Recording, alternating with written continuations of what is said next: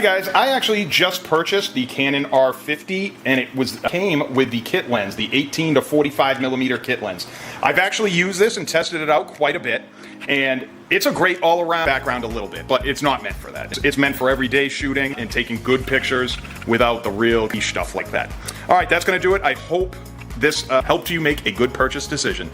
An all-around lens, it's going to be able to do most things for you. The only thing I would say it wouldn't do for you is what this lens that I'm currently using does, is how it blurs the background, and you can get the close-up focus shot like this with the background. This is not going to do that. This is going to keep everything focused in sharp. For beginners out there, it's amazing. It can zoom in from 18 all the way up to 45 millimeters. Not a crazy zoom, but it does have a nice zoom.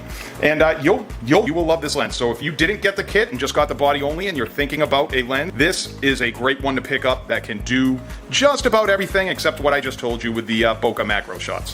However, I will add, I have tried doing it a little bit, and it's still, if you put it all the way on the f-stop, all the way down, I think it goes down to 3.5 or 4, it will blur the